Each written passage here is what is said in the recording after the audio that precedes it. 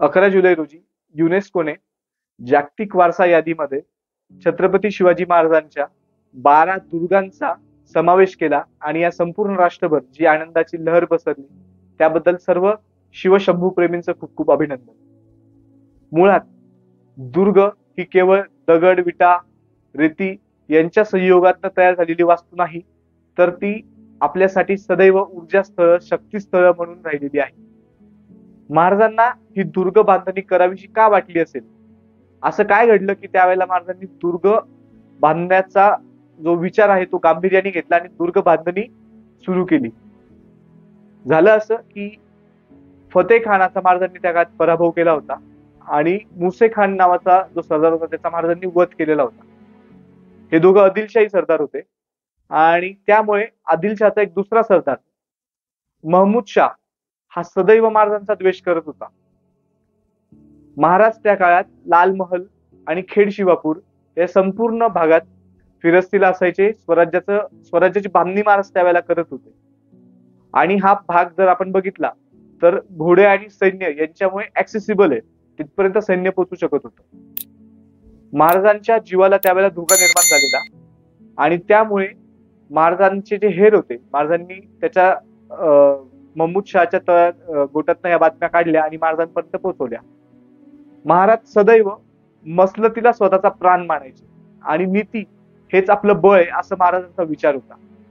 महाराजांनी सर्व सहकाऱ्यांची आणि सल्लागारांची एक मसलत बोलावली आणि एक संकल्पना मांडली की ज्याप्रमाणे शंकराने कैलासाचा, इंद्राने मेरूचा आणि या जगाच्या पालनकर्त्या विष्णूने सागराच्या तळाशी आश्रय घेतलाय, अशा पद्धतीने जर आपण पावलं उचललीत तर आपल्याला अजिंक्य असं काय?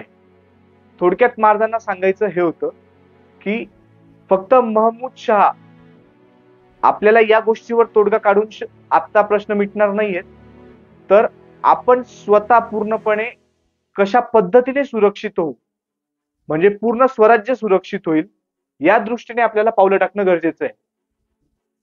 त्यावेळेला महाराजांचे एक सल्लागार, ज्येष्ठ सल्लागार जे होते ते म्हणाले की केवळ दुर्गाला दुर्गमतेमुळे दुर्ग म्हणत नाहीत, तर त्या दुर्गाचा जो स्वामी आहे तो दुर्गम असणे हीच त्या दुर्गांची दुर्गमता आहे. आणि दुर्गामुळे स्वामी दुर्गम होतो, स्वामीमुळे दुर्ग दुर्गम होतो आणि या दोघांच्या अभावामुळे शेवटी शत्रू दुर्गम होतो. या मागची जर आपण क्रोनॉलॉजी समजली तर आपल्याला असं लक्षात येतं की सगळ्यात सेफेस्ट मार्ग जर त्या काळात काही दिसला असेल किंवा जो त्यांच्या समोर आला असेल तो स्वतः दुर्गम होणं हा आला आणि महाराजांनी त्या काळात दुर्ग बांधण्याला सुरुवात केली. आणि महाराजांची दूरदृष्टी ही आपल्याला या गोष्टीतनं कळते की महाराजांनी केवळ 1 किंवा 2 दुर्ग बांधली नाही, तर महाराजांनी डायरेक्टली दुर्गांचं जाळं विणायला सुरुवात केली. आज हीच दुर्ग आपल्यासाठी शक्तीस्थळ म्हणून उभी आहेत.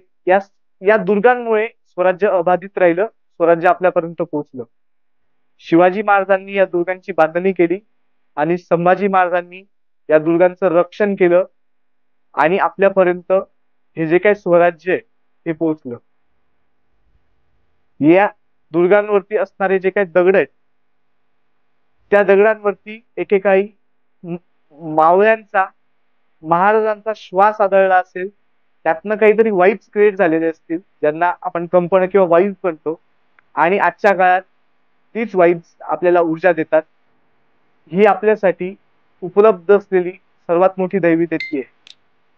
कृपया अशा माहितीसाठी सदैव संपर्कात राहा. धन्यवाद.